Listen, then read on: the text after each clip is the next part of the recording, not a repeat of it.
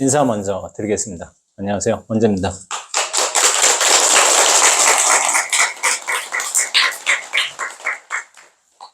저는 항상 김천 수도암에서 왔다고 그렇게 이야기를 하고 있습니다. 수도암은 제가 주로 기거하는 이제 선원, 도량이기도 하고요. 제가 출간 이후로 줄곧 수도암에서 산철 기간에, 안거 기간에는 물론 이제 다른 선원의 도량에서 정진하기도 하지만은 기본적으로 수도암에 자리를 잡고서 거기서 지내왔습니다. 수행 정진을 이어왔기 때문에 김천 수도암이라고 마냥 이제 타이틀처럼 이야기하고 있는데요. 어떤 수식어가 된 것 같아요. 김천 수도암의 원재라고 해가지고 좋게 보자면 네이버에서도 김천 수도암 치면 원재가 나옵니다. 이렇게 나와가지고 됐지만은 전국 각지에서 여러분들이 오셔서 이렇게 법당을 가득 채워주시니 이제 감사드리고요. 그에 앞서서 지범선원장 스님께서 이렇게 저를 초청해 주셔가지고 이 선언에 이런 법석의 기회를 마련해 주심에 먼저 감사드린다는 말씀을 드리고 싶습니다. 그래서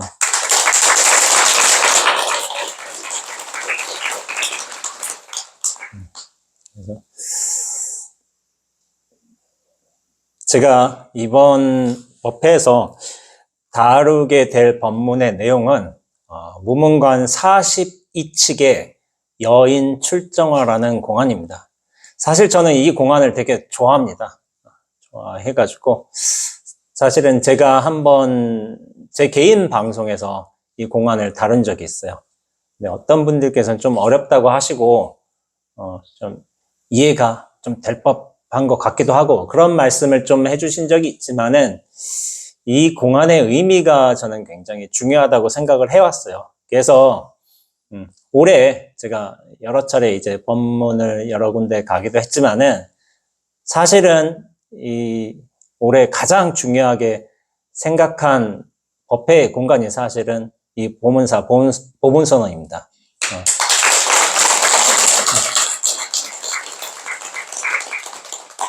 왜냐하면은 선언이란 공간은 특별하거든요. 저는 선언 수자라고 늘상 이야기하고 있고 선공부가 제 수행의 주요 토대였습니다.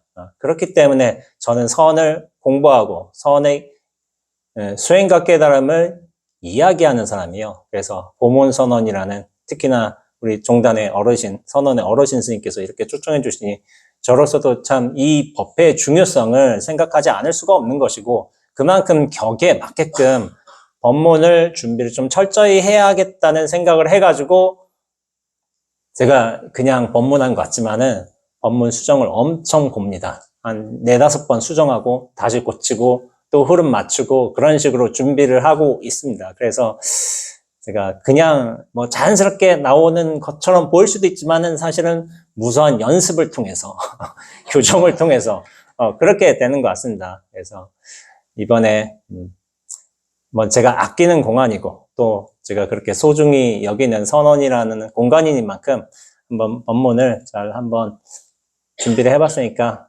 좀 귀 기울여 들어봐 주시고 하시면 감사드리겠습니다. 제가 이 법회를 하기 앞서서 무문관 42칙 여인 출정화라는 공안을 다룬다고 제 개인 채널에서나 이제 소개를 했었습니다. 그러면 이제 이 여인 출정하는 공안을 모르시는 분들이 계시기 때문에 제가 한번 이 공안 전문을 한번 소개하면서부터 차근차근 설명하는 방식으로 진행하도록 하겠습니다. 여인 출정화 공안 무문관 42칙입니다. 한번 본 공안 읽도록 하겠습니다. 예전에 문수가 여러 부처님들이 모인 곳에 이르자 그때 여러 부처님들은 각자의 본래 처소로 돌아가셨다. 그런데 오직 한 여인만이 저 부처님이 가까이에 앉아서 삼매에 들어있기에 문수가 부처님께 여쭈었다. 어찌하여 저 여인은 부처님 가까이 앉을 수가 있는데 저는 그러지 못합니까? 부처님께서 말씀하셨다. 그대가 이 여인을 깨워 삼매에서 일어나게 하여 그대 스스로 물어보아라. 문수가 여인 주위를 3번 돌고는 손가락을 한번 퉁기고 나아가 범천에까지 밀고 올라가 그의 신통력을 다 부려보았으나 산매에서 나오게 할 수 없었다. 세종께서 말씀하셨다. 설사 100억, 1000명의 문수라도 이 여인을 선정해서 나오게 할 수 없을 것이다.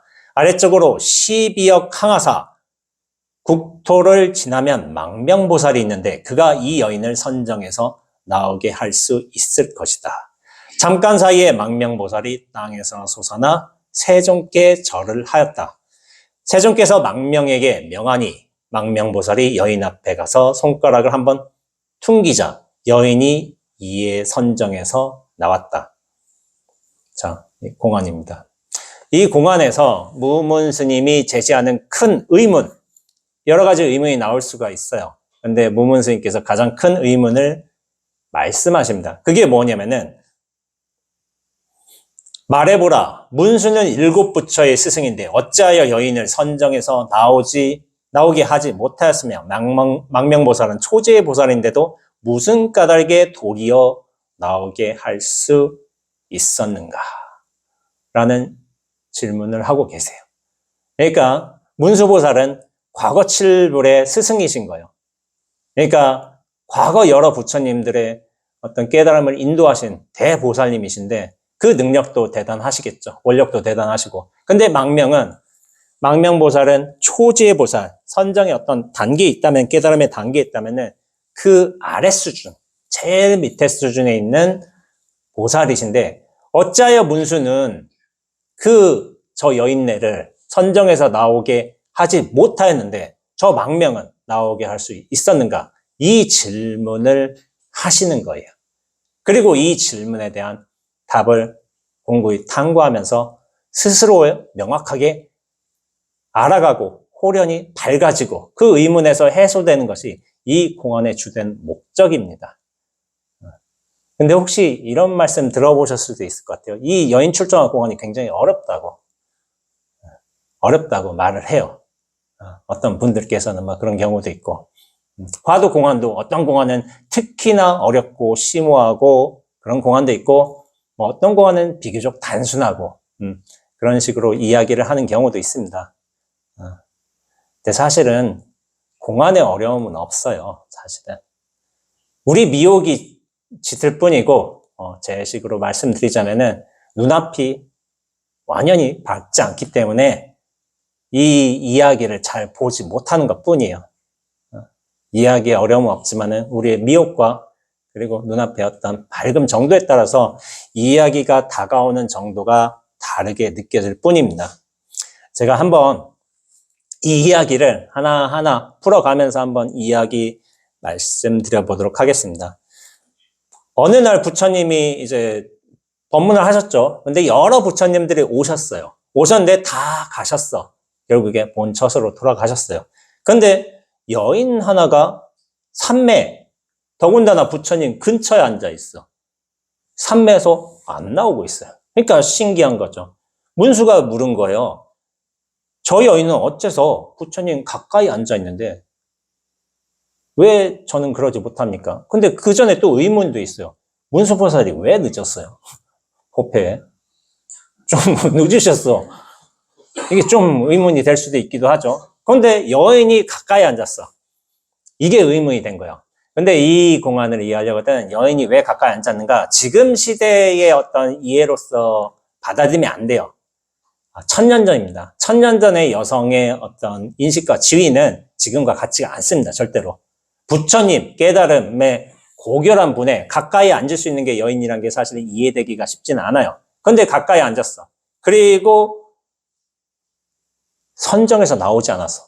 그러니까 왜 나오지 못합니까? 선정에서. 그러니까 부처님이 문수 그대 스스로 물어보거라. 깨어나서. 근데 문수보살이 온갖 신통력으로 과거 7부를 그렇게 이뤄내신 인연이 계신 보살님이기 때문에 온갖 신통력을 다 갖추시고 계시겠죠. 근데 그 모든 신통을 부렸음에도 불구하고 여인은 선정에서 나오지 않았어요.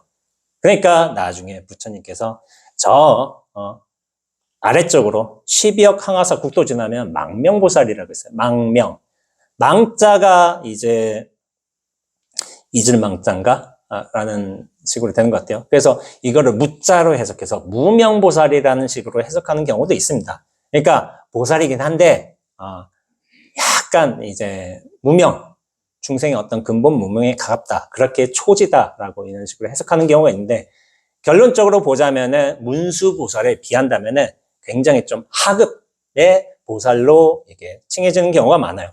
그 망명보살을 불러서 그대 스스로 물어보거라 하니까 재미난 일이 일어났죠.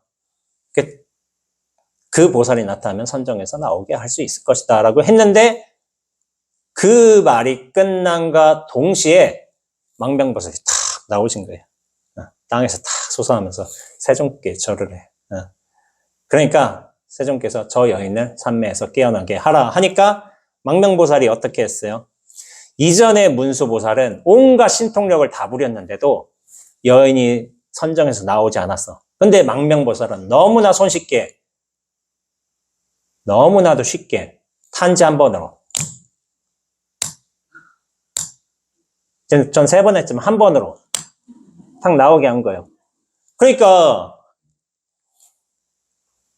결국에는 여인을 선정해서 나오게 했죠. 이게 공안의 끝이에요. 어떤 분들은 그게 뭐라고 라고 생각하실 수도 있어요. 근데 이 여러 가지 의문이 있어요. 왜 문수보살은 나오게 하지 못했으며 망명보살은 그게 가능했겠는가? 이 의문을 이어가고 심화하는 것이 사실 이 공안의 핵심입니다. 근데 여기에서 이 공안에서 무문 스님의 말씀이 참 재밌어요. 무슨 말씀을 하시냐면은, 이 석가 늙은이가 이 한바탕 잡극을 연출하였으니 그 솜씨가 보통이 아니로구나 라고 합니다. 잡극이래요. 잡스러운 극. 그걸 연출했는데 이게 보통이 아니구나 하고서, 그러면서 문수가 7부처의 스승인데 어째서 망명 초지보살이 여인을 선정해서 나오게 할 수 있었는가, 이 뜻을 뚜렷하게 알아볼 수만 있다면은 분별망상이 바쁘게 돌아가는 것이 곧 부처님의 선정이다라고 말씀하셨어요. 여러분들 참선해서 정진도 하시고 수행도 하시고 기도하시죠. 저희가 보통 선정이라고 한다면 어떤 거예요? 선정은 고요하게 앉아있고 번뇌망상이 줄어든 상태를 보통 그런 거를 선정이라고 하죠. 그래서 선정이 깊게 들어갔다, 이번에 잘 안 잡힌다, 얕게 들어갔다, 그런 식으로 얘기를 하기도 하죠. 근데 이 무문 스님은 전혀 다른 말씀을 하신 거예요. 이 분별망상이 바쁘게 돌아가는 것이 곧 부처님의 선정이다라고 말씀하신 거예요. 우리가 알고 있는 선정이 아닌 거예요. 분별망상에 빠져 있으면 우리는 그 선정에서 벗어나서 중생의 어떤 번뇌로서 그렇게 끄달려 들어간 건데 그건 선정 아니야 라고 생각하는 경향이 있잖아요. 우리는 우리의 선정과 전혀 반대의 말씀을 하신 거예요. 그럼 제가 여기서 부처님의 선정에 관해서 한번 말씀드려 보겠습니다. 부처님의 선정은 아시는 분들 아시겠지만은 일반인들의 선정하고 달라요. 부처님의 선정은 나가 대정이라고 부릅니다. 나가가 무슨 뜻이냐면은 산스크리트 용어예요. 나가르주나라는 이제 용소보살이라고 계시죠? 나가가 용이란 뜻이에요. 용이고 대정은 큰 선정이란 거예요. 그래서 이 선정을 용삼매라고 부릅니다. 용삼매. 그러니까 일반적인 선정은 뭐냐면은 우리가 들어감이 있어. 또 나옴이 있어. 그러면서 끊김도 있고 뭐 밀도의 차이도 있고, 이런 종류의 선정은 소정이라고 불러요. 입출이 있고 생사가 있어요. 끊김도 있고 벌어짐도 있고, 그거를 소정이라고 불러요. 근데 부처님의 선정은 대정입니다. 용과 같이 출중한 수행자가 들어가 있는 커다란 선정인 거예요. 그런데 이 선정은 특징이 뭐냐면은 아주 큰 특징이 있어요. 들어갈 수가 없어요. 근데 동시에 무슨 특징이 있느냐? 나올 수도 없어요. 우리가 일반적으로 마음을 잡고서 이런 선정에 들어간다, 고요함에 들어간다 한다면 그건 들어가는 선정이잖아요. 나오기도 하잖아요. 근데 용과 같은 수승한 수행자, 깨달음을 얻으신 부처님께서 들어가신 선정은 애초부터 들어갈 수도 없고 나올 수도 없어요. 그래서 대정이라고 합니다. 대정. 이런 일반적인 작은 선정이 아닌 거예요. 그런데 들어갈 수도 없고 나올 수도 없다라는 다른 뜻은 또 뭐냐면은 얻을 수도 없고 잃을 수도 없다는 거예요. 근데 여러분들 깨달음을 얻는다 뭐 그런 말 있잖아요. 깨달음을 얻는다, 깨달음을 얻었다 뭐 그런 표현이 있잖아요. 근데 얻는다는 말이 참 그래요. 얻었다 한다면은 동시에 뭘 뜻하냐면 잃을 수도 있어요. 그럼 얻고 잃으면 그게 깨달음이겠는가? 라는 생각이 들 수도 있겠죠. 잃고 얻어. 그럼 그거 깨달음 아니에요. 애초부터 얻을 수도 없고 잃을 수도 없어야지 그것이 진정한 의미의 진리이고 깨달음인 거예요. 한결같아야 돼요. 과거와 미래도 없고 남녀도 없고 동서도 없고 언제나 똑같은 거. 그런 차원에서 깨달음이나 진리는 출입도 없고 생사도 없고 득실도 없기 때문에 본래 차원에서는 원래 이루어져 있는 것이어야 돼요. 원래 이루어져 있는 것. 이미 얻은 것이어야 돼. 이미 얻은 것이고 원래 이루어져 있는 것. 그것이 진정한 의미의 진리이고 선정입니다. 이 선정을 두고 진리를 두고 여러 선지식들께서는 이미 여러 차례 누설해 주셨습니다. 그 누설의 내용이 뭐냐면은 목전, 눈앞이라고 이미 여러 차례 마조스님, 임재스님, 황벽스님, 성철스님, 수많은 동서양의 성현들도 똑같이 목전이라고 눈앞이라고 누설했습니다. 누설했는데도 잘 몰라. 그게 우리예요. 이미 누설을 했는데도 잘 몰라. 제가 말씀드리지만 모든 종류의 화두공안을 제대로 보려거든 이 눈앞의 안목이 투명하고 맑아야 됩니다. 그러면서 뭐냐면은 이 눈앞의 밀도가 견고하게 그러면서도 밝게 텅 비어져 있어야 돼요. 밝게 텅 비어져 있고 견고하게 되어 있으면 사실 그 모두를 잘 드러내 줄 수 있어요. 눈앞의 속성이 그래요. 맑으면 맑을수록 비어져 있을수록 오히려 그 모든 생사, 유의법의 일들을 잘 드러내주는 게 눈앞의 일인 거예요. 여인 출정화 공원에 여러 인물들이 나오죠. 처음에 부처님 계시고 설법을 맡으신 부처님이 계시고 두 번째 누가 있냐면 선정에 나오지 않은 여인이 있어요. 세 번째는 온갖 신통을 부리면서도 여인을 선정해서 나오게 하는데 실패한 문수보살이 있고 네 번째는 탄지 한 번으로 여인을 선정해서 깨어나게 한 망명보살이 있어요. 근데 여기서는 왜 문수보살이 여인을 선정해서 나오게 하지 못했느냐 그 질문을 하지만은 그 질문에 앞서 여러분들이 뚜렷하게 보아야 할 것이 있습니다. 그건 뭐냐면은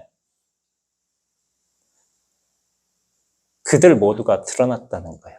부처님도 설법을 하신 부처님도 선정에 빠져있는 여인도 온갖 신통과 제조를 부르신 문수보살도 땅에서 쑥 솟아나서 탄지 한 번으로 여인을 선정해서 나오게 한 망명보살도 여러분들 눈앞에서 딱 드러난 이야기꾼들이에요, 이야기꾼들.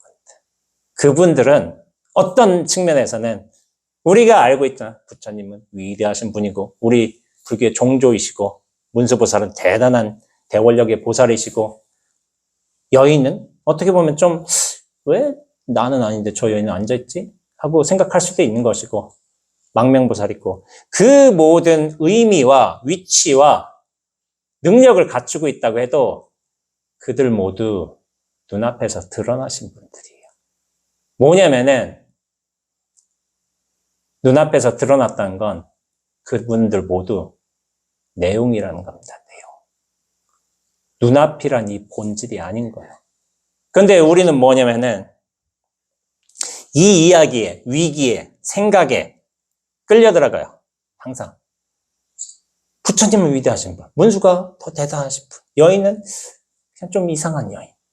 이렇게 한단 말이야. 근데 이 이야기에 끌려들어가고 거기에 질문에 매이고서 그 의문에, 무문 스님이 제시한 의문에 해결되지 못하는 건 뭐냐면은 이 이야기의 내용에 끌려가는 동시에 우리라는 존재 자체가 하나의 이야기임을 알지 못하기 때문에 이야기는 이야기에 곧장 끌려가게 되어 있습니다.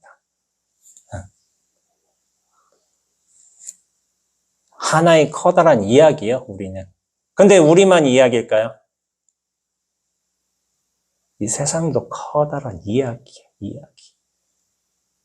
여러분들 제가 보문선언이란 법당에 와서 이렇게 법문도 하고 여러분들 원재라는 한 스님이 와서 이야기를 하고 있지만은 이거 자체가 참 재미난 이야기입니다. 이야기.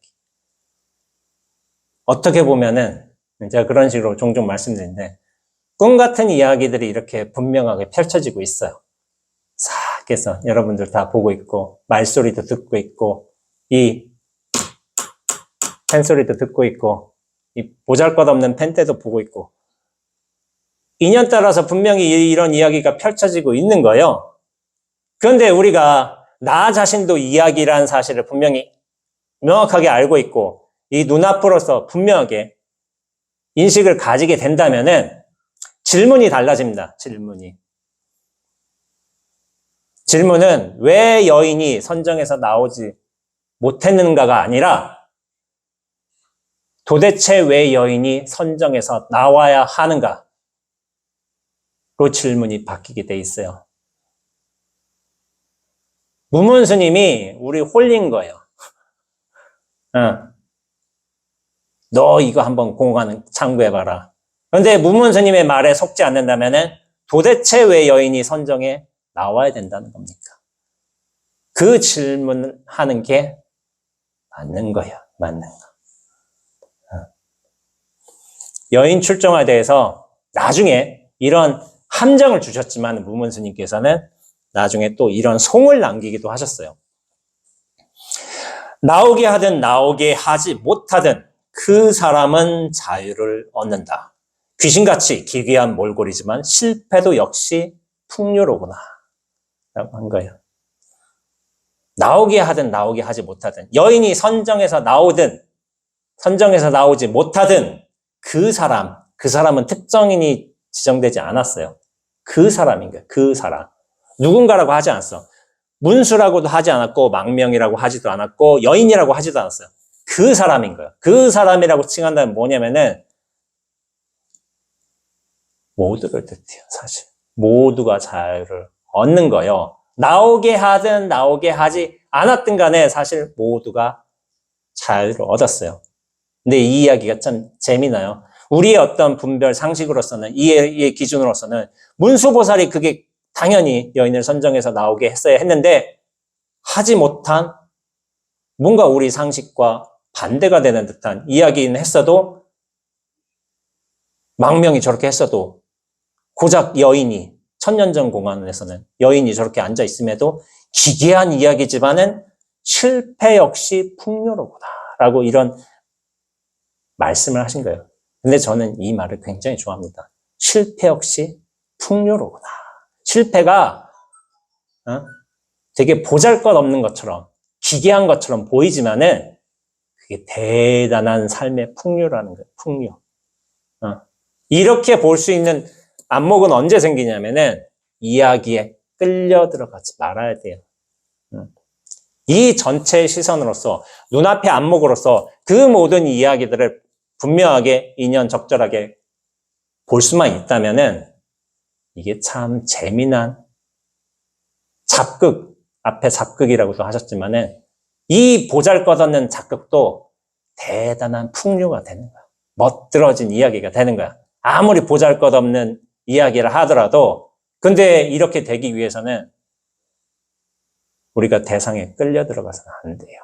근데 대상에 끌려 들어간 건 뭐냐면은 제가 말씀드렸다시피 나 자신이란 존재 자체도 하나의 이야기란 걸 알지 못한다면은 상황에, 대상에, 사건에, 세계에 푹 끌려 들어가서 갇혀서 사는 거예요. 눈앞에 안목이 정말 맑고 투명하고 커야 돼요. 그래야지만 이야기에 오염이 되지 않고 이야기를 있는 그대로 보고 어떻게 보면은 이야기를 부릴 수도 있어요. 이야기를. 나란 존재가 이렇게 있지만은 여러분들 각기 다 다르죠. 원죄라는 이야기를 부릴 수 있게 됩니다. 근데 정말 제대로 부리려고 하면 뭐냐면은 원죄에 머무르면 안 돼요. 원죄를 한번 크게 벗어나야지 부릴 수가 있습니다.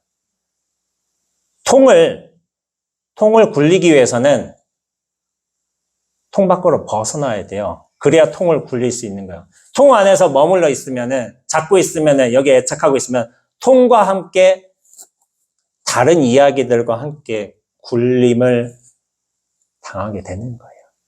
그래서 부처님께서 깨달으신 그 진리가 너무 단순한 거예요. 무아, 고정된 실체로서 뭐라고 하죠? 고정된 실체로서 나는 없다 라고 말씀해요. 근데 우리는 이 나란 존재, 몸과 생각이란 실체를 만들고서 거기서 끌려 들어가면서 살고 있어요. 근데 이거 한번 비유를 해볼까요? 실체가 있다고 느끼잖아요, 솔직히. 많은 분들이. 이게 나야. 근데 여기 분명히 공부 많이 하신 분들 계세요. 내가 이야기로서 느껴지는 사람들도 있어요. 분명히 있어요. 근데 왔다 갔다 해서 그렇지. 네, 왔다 갔다 해요, 대부분. 됐다가, 안 됐다가, 뭔가 내용물인 것 같기도 하다가, 다시 또 집에 들어가면 이제 화딱지 나고 그런 일들이 생겨버려요. 그게 대부분의 우리 수행자들의 특성인 거예요. 그런데 이 보문선이라는 곳에서 지범선 선생님께서 원력을 세우신 공간에서 우리가 수행 정진도 하고 법문도 하고 자기의 선정도 키우면서 하다 보면은 그 내 자신이 이야기란 걸 실체나 이런 중심이 아니었던 걸 나조차도 인연에 따라 하나하나로 드러난 모습이란 거를 틈틈이 자각할 인연들이 오게 돼 있어요. 그래서 제가 그런 말씀 드린 거예요. 이런 거 이미 아신 분들 계시다고. 그러나 문제는 뭐냐면은 왔다 갔다 한다는 거. 실체로 끄덕여 들어가는 일이 더 많다는 거. 그래요. 다들 이제 고개 끄덕이고 계세요. 그러나 이 눈앞의 힘이 강해지면은 정말 이 밀도를 높게 한다면은 더 이상 나로 끌려 들어가지 않습니다. 왔다 갔다가 멈추게 됩니다. 멈추게 되면 어떻게 되느냐? 이 세계가 모든 인연과 대상이 똑같은 밀도로서 균등하게 드러나게 돼 있어요. 우리는 그런 인식을 갖고 있어. 부처님은 위대하신 분, 문수보살은 대단한 원력 가지신 분, 저 보살은 좀 형편없는 양반, 저 삼천배한 저 보살은 대단한 사람. 이런 거 갖고 있어요. 근데 우리는 똑같은 밀도로서 똑같은 존재로서 드러나게 돼 있습니다. 근데 똑같다는 이유의 근거는 뭐냐면은 저 사람이 한 행위라든지 성품이라든지 무게라든지 그것 때문에 그런 게 아닌 거예요. 우리가 똑같은 근거가 되는 건 뭐냐면은 우리 모두 눈앞에서 드러난 존재라는 거예요. 드러남이 똑같은 거예요. 드러남이. 아무리 못돼 처먹어 보이는 사람이라 하더라도 저 사람도 인연 따라 저렇게 드러났어. 저렇게 존재하고 있어. 드러남이 똑같은 거야. 그러나 그 드러남에 차별을 두는 것은 우리의 생각이에요, 생각. 저 사람에 대한 평가. 평가 때문에 사실은 우리가 괴로워지는 거예요. 사실 평가만 하지 않으면은 저 모자라 보이는 사람도 저 사람도 되게 열심히 살고 있는 거예요. 모자라게. 근데 그 모자라게라는 기준을 두기 때문에 우리는 어떤 받아들이고 싫어하고 애증에 휩싸이게 되는 거죠. 1차 화살이라고 표현하기도 하는데 1차 화살은 아무런 잘못이 없습니다. 아픈 거예요. 화살 맞으면 아프고. 그건 아무런 잘못이 없어요. 저희도 저렇게 드러났어. 저 큰 스님께서도 저렇게 열심히 정진하셔. 아무런 차이는 없는데 무언가를 위대하다고, 무언가를 졸렬하다고 생각하고 하게 된 이상, 그런 분별의 이야기로서 평가하는 이상 그 고통은 우리가 받게 돼 있어요. 이 마음이란 수행의 인과가 분명해요. 저 사람이 좋고 나빠서 괴로운 게 아니라 내가 저렇게 분별하기 때문에 내가 괴로운 거예요. 내가 분별하지 않으면 나 역시 괴로움에 끄달려 들어가지 않습니다. 내가 원인을 짓고 내가 그 결과를 받게 되는 게 이 세상에서의 마음이란 수행에서의 분명한 인과입니다. 그런데 그 인과가 근원적으로 무너지기 위해서는 무엇이 돼야 되냐면은 나 자신이 하나의 견고하고 커다랗고 실체로서의 단단한 이야기라는 걸 스스로 확연하게 깨쳐야 돼요. 이거 못 깨치면은 세상과 함께 굴려가게 돼 있어요. 이거 확연하게 벗어나야 돼요. 그런 노력의 과정에서 우리가 정진도 하고 기도도 하고 수행도 하는 거예요. 왜냐면 그 인연들이 이 보문선이라는 공간에서 여러 공부 처소에서 틈틈이 벌어져요. 그 노력으로서. 예전에 어느 학인 스님께서 저한테 이런 질문을 했어요. 서산대사가 하신 말씀이라고 하네요. 불조 출세 무풍기랑이라 라는 말이 있어요. 불조가 부처님과 조사쌤이 출세 세상에 나오게 되셨는데 그거는 무풍기랑, 바람이 없는 곳에서 물결을 만들어내신 것이다 라고 하는 이야기가 있어요. 그거를 물어보시더라고요. 그러면서 저한테 이거를 어떻게 해석해야 되냐고 그런 말씀을 하셨는데, 많은 이제 우리 활발발한 아주 기계가 대단하신 선사들께서는 이걸 이렇게 표현하셨어요. 부처님과 조사가 괜한 편지풍파를 일으켰구나 하고 이렇게 말씀하세요. 편지풍파를. 이 본래 잘못된 게 없는데 괜한 편지풍파를. 이 편지풍파가 이런 거예요. 부처님이 나타나셔서, 여인이 나타나서, 뭐 문수가 나타나서, 뭐 망명 어쩌고저쩌고 편지풍파. 애초부터 오염될 수도 없고 그런 된 게 없는 이 눈앞이란 바탕에서 쓸데없이 저렇게 나타나시면서 온갖 뭐 탄지도 하고 뭐 위로 올렸다 아래로 내렸다 선장에서 깨웠다 이런 일을 벌이시는구나라고서 기계 있게 말씀하신 경우도 있어요. 저도 예전에 이제 좀 그렇게 기계 있는 척 하고 말한 적이 있어요. 근데 제가 여러분들에 비해서 좀 많이 젊지만은 조심해야 되겠다 이런 생각이 들면서 해석을 바꿨습니다.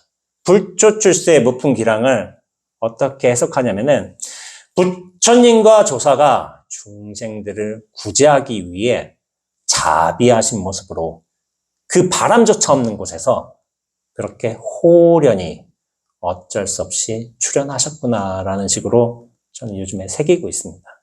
뭐냐면은 본래 문제가 없어요. 아무런 잘못도 없어. 원래 투명해. 근데 우리가 이 무명업식에 사로잡혀 있으니까 저희들을 구제하기 위해서 어쩔 수 없이 부처란 모습으로 중생이란 여인으로 문수 보살로 망명 보살로 이렇게 나타나시면서 온갖 쇼를 보이시는 거예요. 근데 그 이유가 뭐냐면은 우리들 헷갈리게 하려고 하는 게 아니라 우리 구제하시려고, 당신들께서 이렇게 이야기의 내용물로 스스로 끌려 들어가시면서 우리 제발 깨어나라고 공안으로 이렇게 나타나 주시는 거예요.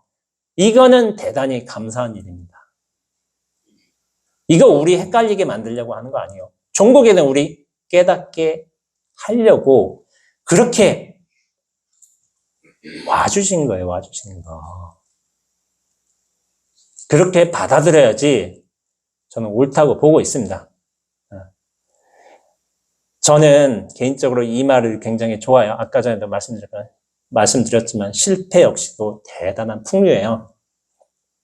실패도 멋들어진 일인 거예요. 여인이 선정해서 나오지 못해도 문수가 온갖 신통을 부려서 여인을 못 깨어나게 했어도 망명이 쑥 튀어나왔어도 이 이야기가 이해되지 못해도 이 법문을 들으면서도 조금 밝아지는 마음이었다가 또 집에 들어가면 화딱지나는 그 마음이어도 여기에선 좀 안정되게 지내면서 하다가도 다시 어떤 미래의 고민, 과거의 후회들에 휩싸여 있어도 사실 이게 되게 멋진 일이에요. 멋진 일. 근데 우리가 착각을 하고 있어서 무엇이 좋고 싫고가 그렇게 휘둘리는 거예요. 저는 우리가 그렇게 번뇌에 휩싸여도 사실은 우리가 그토록 없애려고 했던 번뇌 혹은 벗어나라고 했던 중생이 사실은 아름다운 실패면서 또한 멋들어진 풍류인 거예요. 이 세상이 이렇게 멋들어진 일인 거예요. 아무리 보잘것 없어도 여인이 선정에서 나오지 않아도 정말 멋진 선정을 보여준 것이고 애초부터 나올 필요가 없었다는 선정을 우리에게 알려준 것이기도 하고 문수가 그렇게 실패를 했어도 처음부터 잘못된 게 없었다는 가르침을 주시는 거예요. 사실은.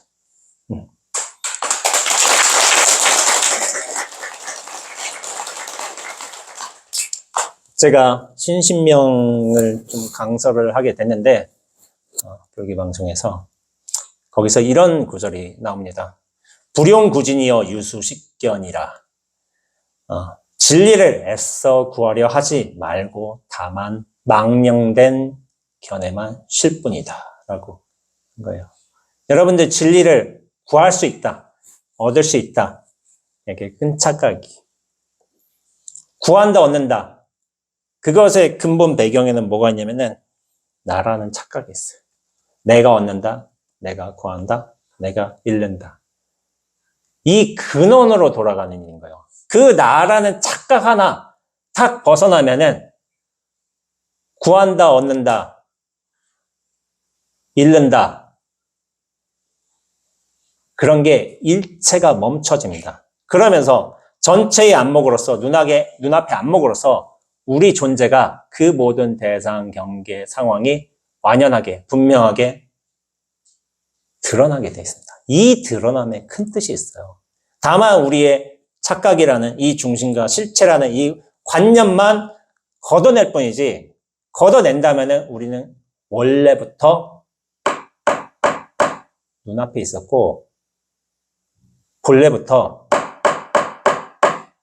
이 눈앞으로 완성된 소식인 거예요.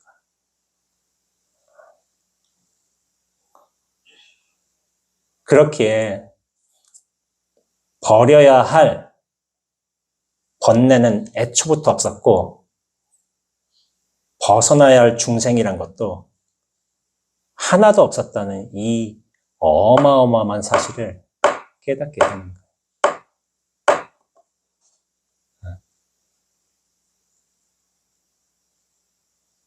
일체 중생이 한꺼번에 깨닫게 돼요. 그 근원만 벗어난다면, 나란 착각만 벗어난다면 동시에 다 깨달은 사람이에요. 사람들이 묻죠. 이 천년전 공안들 이거 참고해서 뭐 하려고? 그런 말 해요. 이거 천년전 공안 맞아요. 대충 뭐 제가 뭐 몇백 년인지 모르겠지만은 대충 천년이라고 하죠. 이거 지금 삶과 무슨 관련이 있다고? 저거 참고해서 뭐 하냐고. 그런데 이 눈앞이라는 본래 터전에는 고금이 없어요. 자타도 없어요. 고금과 자타, 시간, 관념, 생각, 이 여인, 문수 다 눈앞에서 드러났지. 근데 우리가 이 눈앞의 안목을 분명하게 가질 수만 있다면은 여인 출정화에서 나오는 이야기에 속지 않게 되고 무문 스님이 제시한 그런 질문에도 넘어가지 않게 되고 이 삶이라는 커다란 이야기에도 휘둘리지 않게 돼요. 그것이 진정한 깨어남이고 깨달음인 거예요. 현재 여러분들이 무문선에서 이렇게 법문을 듣고 계신데 그 여인이 그렇게 선정에 들었다고 하잖아요. 여인만 선정에 들었을까요? 우리도 사실은 이 거대한 선정에 들어가 있습니다. 여인은 애초부터 나올 필요가 없었어요. 사실 여러분도 애초부터 이 커다란 선정에서 나올 수도 없고 나올 필요도 없어요. 그러나 어쩔 수 없이 우리가 이 하나, 나라는 착각 때문에 괴로운 거예요. 그렇기에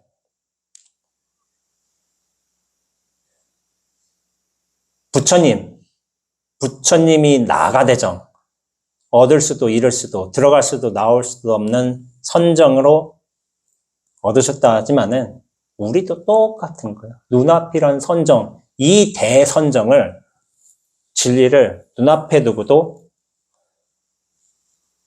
들어가지 못하는 안타까운 상황만 있는 거죠. 근데 그 이유는 뭐냐면은 몸과 이 생각에 갇혀서. 그래서 본래 우리에게 주어져 있는 눈앞, 전체, 허공, 이런 절대불변, 절대적인 선정에서 벗어나서 이렇게 중생으로서 굴림을 당하면서 사는 거죠. 제가 여러 화두 공안을 참고하시는 분들이 계실 거라고 생각하지만 1600 모든 공안의 근원적인 함정은 뭐냐면은 나입니다. 이 나란 존재가 실체로 있다면은 저 이야기에, 저 물음에 끄달려 들어갈 것이고 나란 존재가 눈앞으로서 화려히 펼쳐진다면은 화두란 이야기를 부리면서도 살 수 있게 돼요. 그것이 절대 대자유인의 안목이고 기량입니다. 기량. 그런데 화두만 부릴 수 있을까? 우리 이 삶이 진정한 의미의 공안이에요. 공안. 삶의 경계에서. 현성공안이라는 제가 말을 하는데 지금 눈앞에서 드러난 질문들이 우리 눈앞에 있는 공안들이니까요. 저 사람 미워 죽겠는데 어떻게 할까? 이 질문. 지금 저 온갖 시비, 부패들이 만연해 있는데 저희들을 어떻게 할 건가? 이 공안들. 우리 1600 공안은 1600이라는 숫자로 한정되어 있지만 우리가 눈앞에서 맞닥뜨리게 될 질문들, 번뇌들, 분별, 이거는 수천만, 수억만이에요. 이 공안들을 해결하는 게 더 중요한 거예요. 1600개의 답을 얻는 게 중요한 게 아니라.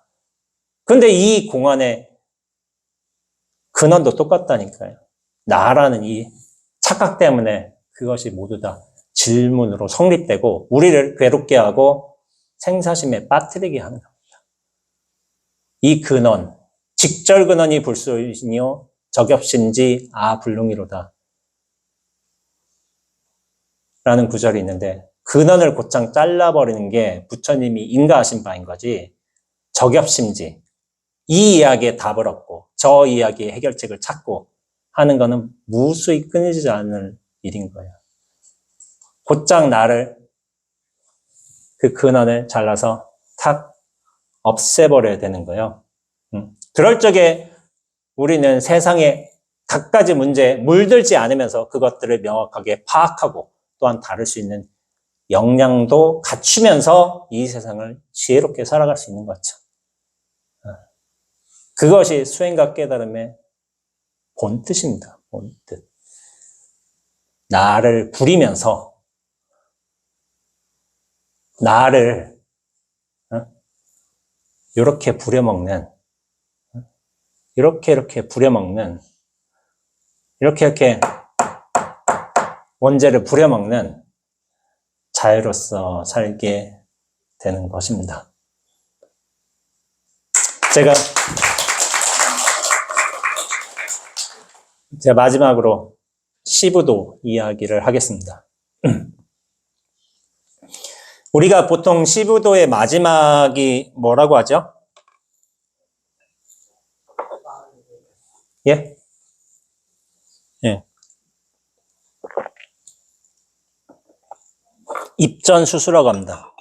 입전수수가 뭐냐면 입전, 시장에 들어가서 수수, 손을 들이운다는 뜻이에요. 손을 들이운다. 입전수수에 관해서 전통적인 해석은 이래요. 성스러운 깨달음을 얻고서 이 도인이 깨달은 사람이 다시 세속으로 들어와서 이 중생의 번뇌로부터 구제하기 위해서 들어와서 중생들을 성불하게 한다라는 것이 입전수수의 의미예요. 마지막의 의미. 되게 좋죠? 맞죠? 근데 저는 그렇게 생각 안 해요. 입전수수는 뭐냐면은 시장에 가서 실제로 손 내미는 일인 거예요. 손 내미는 일. 그게 뭐냐면은 되게 단순해요. 생각보다 명료하고. 예시를 들까요? 지금 사과가 이제 시장에서 나오기도 하지만은 과일 노점에 가가지고 사과 한 대여섯 개 골라. 그 다음에 10,000원을 줘. 10,000원, 6개 10,000원. 이런데 가가지고 장사하시는 분께 10,000원짜리 딱 건네면서 아줌마 1,000원만 깎아주세요. 저는 이게 입전수수라고 보고 있습니다. 아니, 박수 치지 마시고. 비루하죠, 참. 어떻게 보면 보잘것없죠. 아니, 10,000원 내서 그 1,000원 깎아하자고, 그 1,000원에 자존심을 파느냐? 아니면 상인이 바로 벌어봤자 얼마나 번다고 그 1,000원을, 이렇게 하겠느냐? 자, 비루하잖아요. 그래서, 근데 저는 이 비루한 한마디가 그대로 진리예요. 아줌마, 1,000원만 깎아주세요. 물건 깎자는 내 자신도 좀 비루해 보이고, 자, 약간 상태 안 좋은 사과도, 검은 반점 들어간 사과도 그렇고, 떼국물 가득한 10,000원짜리도 그렇고, 옆가게 생선 비린내도 그렇고, 아줌마 투정도 별로 그렇고, 구겨진 1,000원짜리도 그렇고, 다 비루하고 보잘것없는 일들인데, 이 비루하고도 보잘것없는 일들이 대단한 풍요인 거예요, 풍요. 멋들어진 거. 그러면서 또 한마디 한 거. 아줌마, 1,000원만 깎아주세요.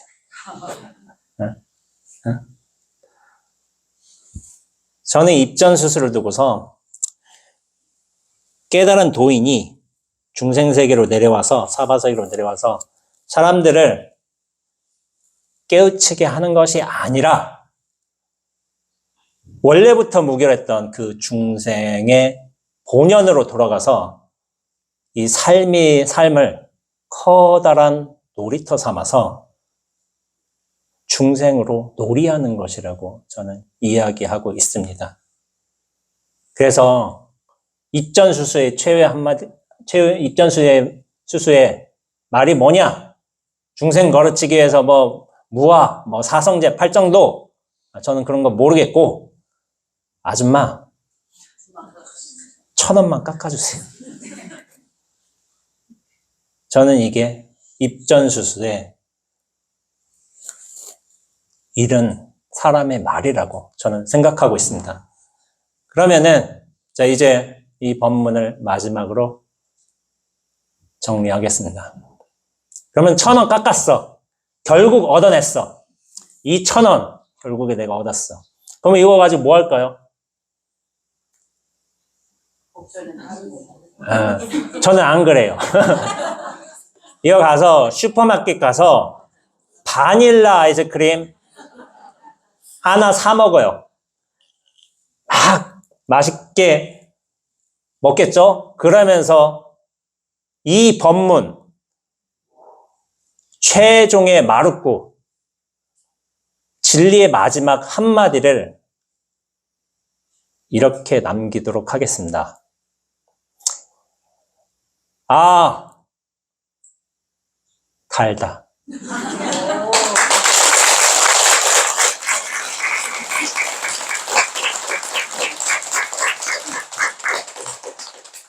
예, 본문 마치겠습니다. 우리 시대 선지식, 미래 선지식인 원계 선생님께서 오셔가지고 보문사 법석은 준비해 주시고 보문사에 딱 많은 부분을 한 것 같아요. 박수 한번 치십시오.